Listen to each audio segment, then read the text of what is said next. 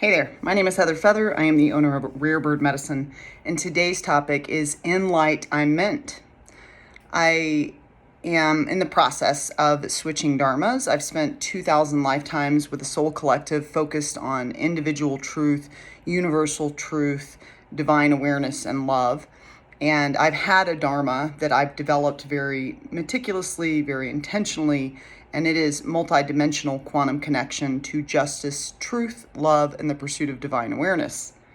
And most dharmas are not that many words, but I'm a complex broad, so it makes sense that my dharma would have a lot of complexity to it. And perhaps at this juncture, after developing all that complexity, I've decided to simplify. But I am switching soul collectives, or the group of people that I will learn with and around, as I am changing dharmas to illumination. And I've been asked by the Akashic Records to teach on light, to teach the world about light, that my new function is to cast light into the shadows and to aid others to find the ways to illuminate the darkened hours. So, one of the things that got flushed up in my readings is that I've had a very dark life. I've had a very dark life. I've often said I would not wish my life on any two-legged. I'm actually really great at forgiving people, but think of the most heinous human you can think of, and I still wouldn't wish them my life. I also don't wish ill on others. It's not a very evolved thing to do. But that being said, it is all of that darkness that gives light the opportunity to express what it is. If you only had light throughout the entire cosmos and all of the multiverses, then there's just illumination. Then there's just, my dharma. Then everything's just illuminated. Then light. Then there's just oneness. There's atonement, right? Once you have shadow, you have darkened hour, you have challenge, you have that which is not light or not enlightened, then you have the opportunity for light to express itself in the room. There's a distinction that becomes present because there is subject-object. There's two things that are presencing themselves. And it is the pressure that makes the diamond, they say. It is the lotus blossom that blooms out of the mud. So the challenge that I have found in my life, and I think many two-leggeds do find, is that the darkened hour, the challenging hour, and precisely that hour, in light I'm meant. In light I'm meant to stand, to shine, to express. That is actually the precise moment I'm being given the opportunity to illuminate to all of the isness. Isness is my business, I often say, and isness is what's happening. And to all of the isness in that hour, I'm given the opportunity to express the light that I be, the light of love, the light of truth, the light of awareness, right? And so, it's a tricky realm, because how do you know your evolution around understanding if you never experience the ignorant? How can you see how much you've evolved and how open and how receptive and how vulnerable and how heart-centered and how people-centric you are unless you are exposed to that which is not what I just said, right? And so it is through the otherness, or through the I am not thatness, that we want to exclaim that that we actually have the opportunity to express and flush up the I am thisness. The trick is, truly, we are everything. It's said, I am that, I am. I am that I am, I am that I am, I am that I am, I am that I am. And the challenge is, what the ego denies, it will project onto others. So if my ego, for example, my ego is very committed to Heather being honest and truthful. I've studied truth for 2,000 lifetimes. I love the truth. I expect truth. And I witness all different variations of lies that other two-leggeds hand me, because I'm at all times looking for the truth and expecting the truth. And so it's not that I've never told a falsehood, but it sounds like a million alarms are going off inside of me if I do. And you can trust it is my nonstop mission to correct it when it occurs.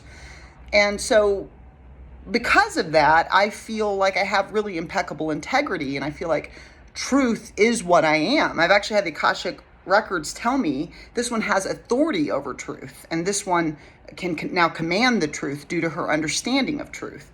And it's like, whoa, humbling. Hold on, Akashic records. Wait a minute. I don't know that you need to give me all that. But I do have great love and reverence and respect for it, and commitment and devotion to it through many, many, many lifetimes.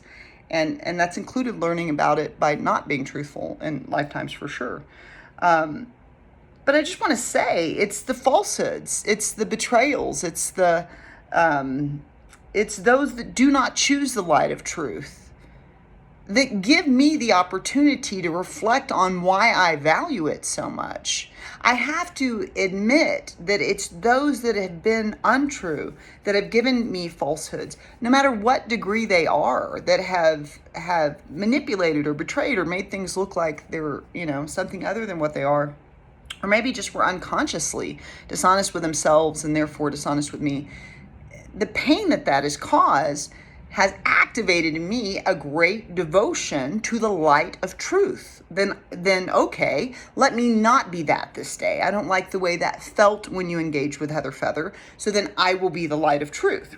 And it's important to recognize that every single two-legged for every single lifetime, for the 2,000 lifetimes I've been studying this topic called individual truth and universal truth, that has behaved out of accord with the in light I'm meant to be and express, because light and love and energy are what I am.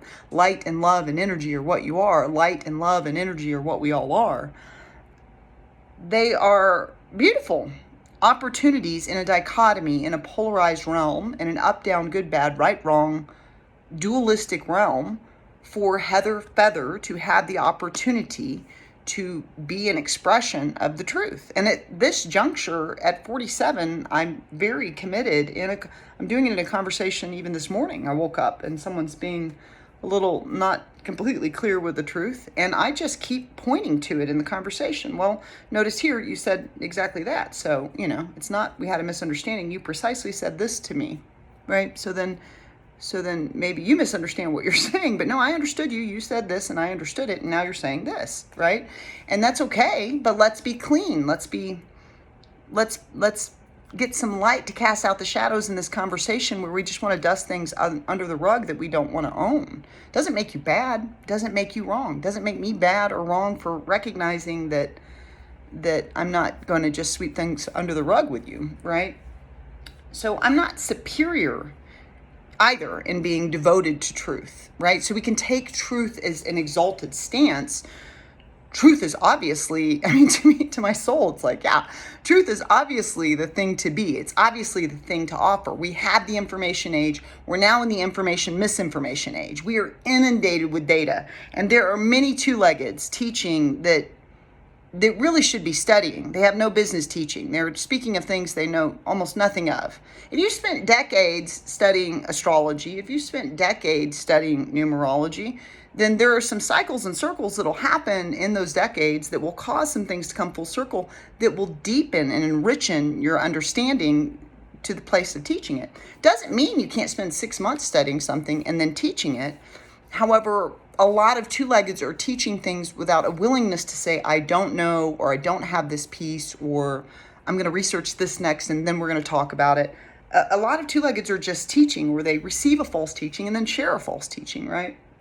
So the challenge is that judgment sometimes wants to presence itself when non-light is present. So we tend to want to judge shadow anyhow, right? Shadow is bad. Shadow is wrong. Shadow is not good.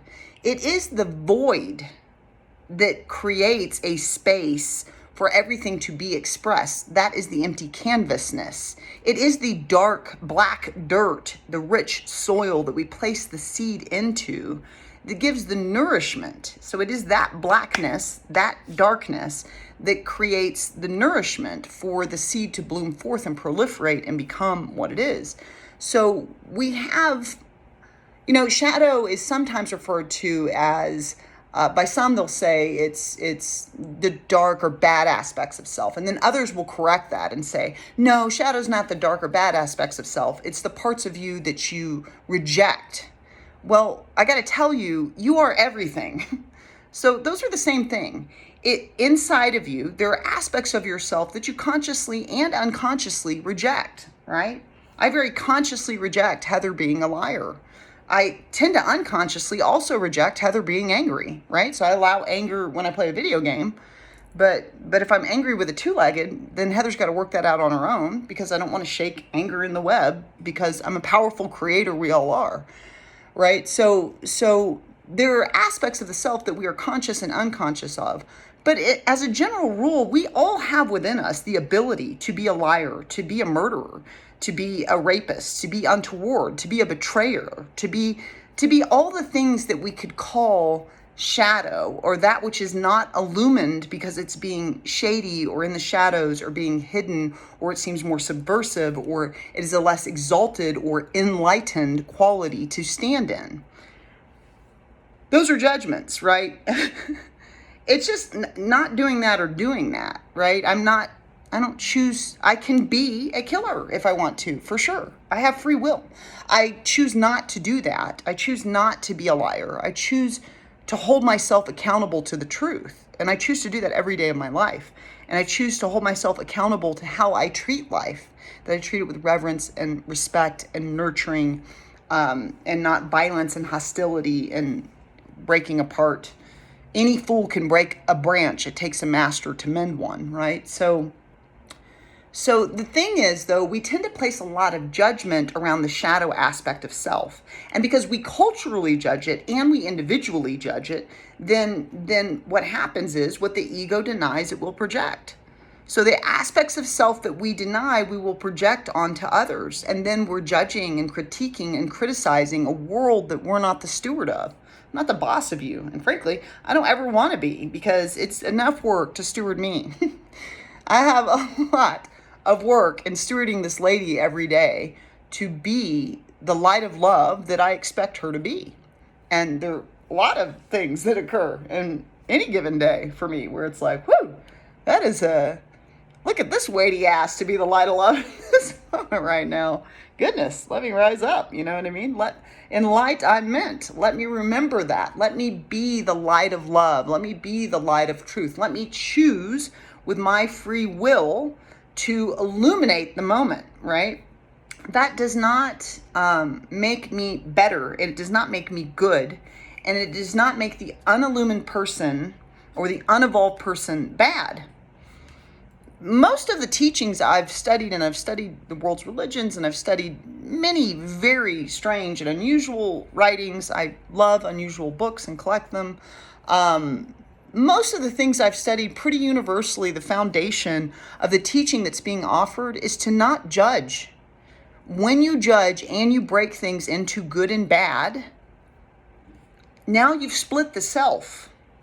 So instead of judging, I'm asking myself, and I'm asking you today, is it possible that you might want to walk in the enlightenment way, right? So that I say through my day, it is light that I'm meant to be. And what is that light? What is the essence of light?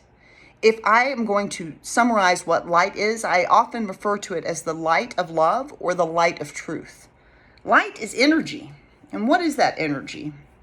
And energy is honest, because it is very interesting, depending on if you're looking at it microcosmically or macrocosmically, but it is honest, it is consistent, it is truthful, it is not manipulative, it doesn't change its laws. And foundationally, everything is love, right? And so I'm asking myself this day, I'm reminding myself this day that I intend to walk in an illumined way. And so if in light I'm meant, then the question is, am I paying attention to when things seem dark and when I feel dark? And what am I doing with my free will to place myself in the light I'm meant? Am I filling my mind with the content that illuminates, that lifts, that offers, that extends, that expands? Am I giving myself and my body the opportunity to connect with the light of the sun, right? So what ways can you walk in greater light this day? You can always subscribe to Rare Bird Medicine on YouTube, like and comment there. I'd love to hear your thoughts. Amun.